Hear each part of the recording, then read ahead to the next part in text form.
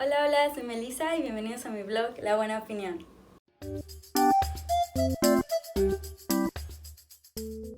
En esta ocasión vamos a hablar sobre los organismos extremófilos, que en definición es cualquier organismo que se haya desarrollado o se haya adaptado para vivir a ciertas condiciones que nosotros consideramos extremas o que no es normal que se encuentre vida en esas condiciones o bajo ese tipo de estrés. Dependiendo de la condición o del estrés en el que se encuentre este organismo, se va a denominar cómo se llama o qué tipo de extremófilo es, y si se encuentra bajo diferentes o múltiples tipos de condiciones, se le va a denominar Se le va a denominar poliextremófilo. Las condiciones pueden ir desde temperatura, pH, salinidad, exposición a radiación y a diferentes contaminantes como a metales o combustibles. Bueno, para adaptarse a estas condiciones normalmente pueden tomar diferentes tipos de vías o de metabolismos y pueden llegar a producir diferentes metabolitos, ya sea primarios o secundarios, solo para este fin, para adaptarse a esa específica condición o a ese estrés, y estos se denominan extremolitos. Dependiendo de las especies puede ser el mismo tipo de metabolitos o pueden ser similares pero con el mismo propósito, y a estos se les han encontrado diferentes propósitos o diferentes utilidades en la ciencia, y es por eso que son muy investigados. Bueno, como habíamos comentado, dependiendo de las condiciones específicas es que van a tener un nombre, y las condiciones pueden ser muy variadas y en un amplio rango. Por ejemplo, para temperatura, si el organismo vive a menos de 5 grados Celsius, se les puede denominar psicrófilos. Después de los 55 grados Celsius se les denomina termófilos, y después de incluso los 70 grados o 115, por ahí está dependiendo de los autores, se les denomina hipertermófilos. Un ejemplo es termófilos acuáticos, que se encontró en Yellowstone y se estudió en 1969. De esta bacteria se aisló la polimerasa o DNA polimerasa, que es una proteína que permite a la bacteria realizar su replicación de DNA. Y gracias al aislamiento de esta proteína se revolucionó la forma de replicar o amplificar el DNA en el laboratorio, ya que en el proceso que se hacía antes, las variaciones de temperatura desnaturalizaban las proteínas o las polimerasas que se utilizaban en ese entonces, y como esta bacteria vive dentro de géiseres en donde la temperatura es muy alta, desarrolló una polimerasa que pudiera resistir a esas temperaturas sin desnaturalizarse. Entonces se aprovechó para utilizarla en el laboratorio y ahora es muchísimo más fácil hacer todo ese procedimiento. De hecho, se han modificado bacterias como por ejemplo E. coli para que produzcan esta enzima, y se ha modificado la enzima como tal para que tenga menos errores, para que funcione a diferentes rangos de temperatura, para desactivarla o activarla dependiendo de lo que quiera el usuario, y para mejorar su actividad en general. Para el caso de los organismos que pueden vivir bajo altas concentraciones de salinidad, se les denomina halófilos. Y de hecho, supongo que conocen la salmuera, que es literalmente agua con sal o algún líquido con sal que se utiliza para preservar los alimentos, precisamente bajo la teoría de que no hay vida después de cierta concentración de sal. En este caso, las bacterias, organismos que sean halófilos van a poder vivir a ciertas concentraciones de sal que nosotros consideramos altas o que normalmente las bacterias u otros organismos mueren. Arquea es el dominio que más se ha adaptado a diferentes concentraciones de sal y de otros tipos de estrés, a pesar de que son generalmente menos versátiles comparadas como por ejemplo con eucariotes o con bacterias. Para lograr vivir en este tipo de ambientes se pueden ir por dos métodos, o se han encontrado dos formas que estos organismos usan. El primero es protegiéndose a sí misma, desarrollando diferentes metabolitos o captando diferentes solutos inorgánicos para adaptarse y equilibrar su ósmosis, que es el proceso por el que todos los organismos nos equilibramos con el medio ambiente.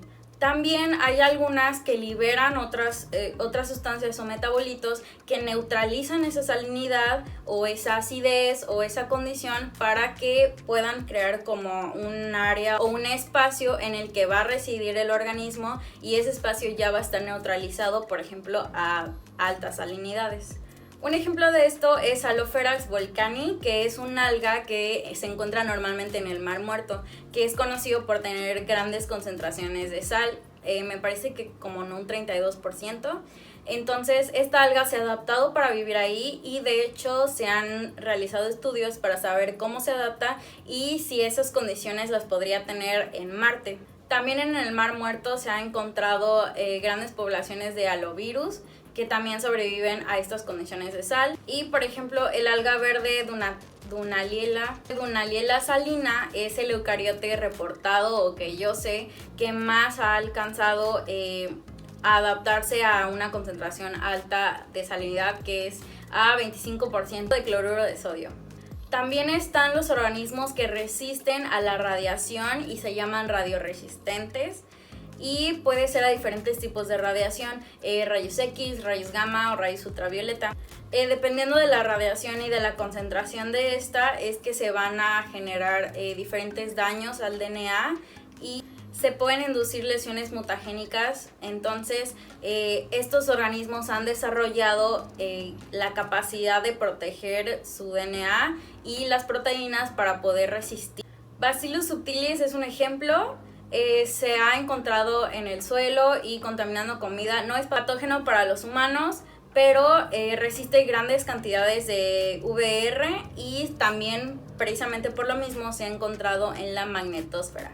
En 2011 Nicholson y sus colegas estaban estudiando precisamente este organismo para conocer o obtener datos acerca de si se podrían desarrollar organismos similares en condiciones extraterrestres, o si este organismo podría vivir en condiciones extraterrestres. Otro ejemplo es Thermococcus gamma tolerans, que es un organismo que es capaz de tolerar radiación gamma de hasta 30 kilograys, y como dato interesante, 10 grays son capaces de matar a un ser humano. Entonces ellos sobreviven hasta con 30,000, y pues es mucho. De hecho, sus enzimas, las que lo ayudan a sobrevivir, a tolerar estas condiciones, son estudiadas para comprender un poco sobre la carcinogénesis y su método de reparación de DNA para reducir el envejecimiento celular. También tenemos a los acidófilos, que son organismos que sobreviven ante concentraciones muy ácidas en el medio ambiente, y un ejemplo de esto es Lactobacillus acidophilus, que es el responsable de la producción de yogur, y de hecho nosotros lo encontramos en el ser humano en diferentes partes como la boca, la vagina y en el sistema digestivo. Y de hecho se considera un probiótico porque ayuda a combatir contra otros organismos que no queremos que estén ahí por competencia. Y no podía faltar los tardígrados, o los osos de agua, como también se les suelen llamar porque son muy bonitos. Son eucariotes invertebrados microscópicos y son poliextremófilos, lo que significa que pueden vivir bajo diferentes tipos de estrés o diferentes condiciones extremas.